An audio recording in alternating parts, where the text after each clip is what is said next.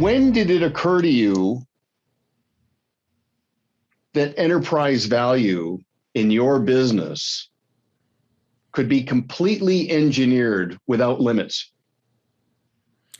Well, I had always thought, and even when I was helping people sell practices in the early 2000s, that our business sort of had this ring around it that you could get 2 to 3 times Mhm. on your business recurring revenue, maybe 1 times commission. And I've seen a lot of practices get bought and sold at those levels.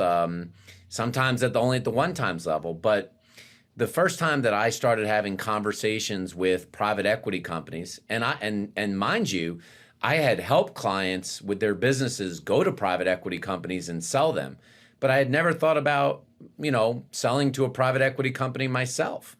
And when I had those conversations and they started a dialogue about the multiples, it dawned on me in general as an industry, how much we have undersold the value of what we are building. And it's almost like, I almost think, Duncan, like, who told us this story that we should be at 2 to 3 times recurring rev? Who made that up? Because we're like a business. Most practices are at a 50-60% margin. It's 90% plus recurring revenue. That, there are SaaS models and software that sell for 50 times multiple. What are we doing at 2 times? What a huge mistake. And it opened my eyes up in a big way in the last 3 years. My eyes are getting bigger. Ted, I was guilty of that. I mean, was an accepted norm forever that 2 to 3x. I mean, is that not learned helplessness? Yes, yes, yes, it is. We just accepted that. And then all of a sudden, I mean, granted, the world has evolved quite dramatically, and relative to other opportunities, this business, especially, and I know you've got a really robust checklist around, clean books, fee for service, not transactional, proprietary process. Like, these are some of the X factor dynamics that take somebody from 2 to 3x to 6x plus. But what I really love about the conversations we've had is the credibility. Like, you're not talking in a world of theory.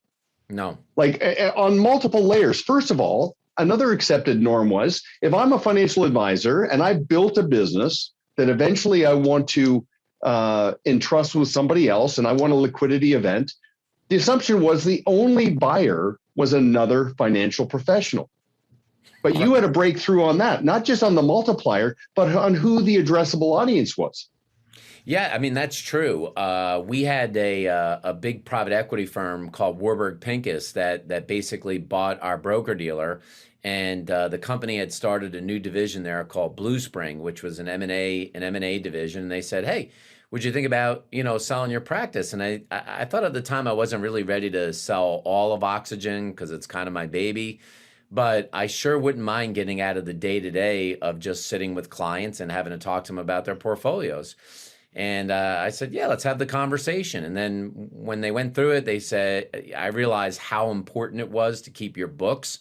Fortunately, I kept good books, but a lot of advisors, their books are messy. They're not even done in QuickBooks or somewhere that's easy to compile the data. And when they came back at multiples that were at that super high number you were mentioning, I thought I must have been like on candid camera. What, this can't be right. Have I been living in a foreign country? And sure enough, I was like, well, lawyers look at it, and I did, and I'm like, what's the catch? And there really wasn't a catch. And when I made my own transaction, it's part of what I feel like in this industry. I'm that person out there today. I wanna help other advisors achieve their dreams as well. And whether they do it with me or they don't, let's help educate you about the real world if you're going to do something.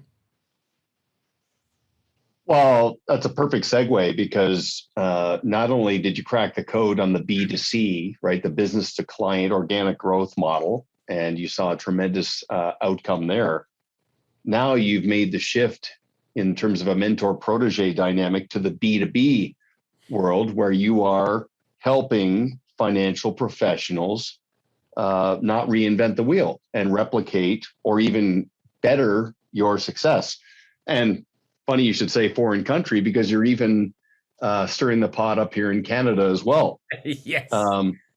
But so you're now a merchant of multipliers, I like right? that. I put that on my business card. Yeah. Well, it'd be thought provoking if nothing else. Like, what is that? But so you've taken your experience, because yeah, you're right. I mean, somebody hears 6, 8, 10x on their life's work, that's going to provoke some instant skepticism. I mean, people want to believe, but they're going to be disbelieving. But you've done it.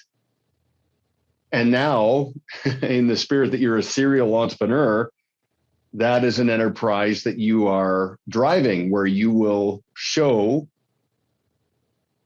a financial professional how to, whenever their timing lines up, 12 months, 6 months, 3 years, 5 years out, how to get on a trajectory to a multiplier. So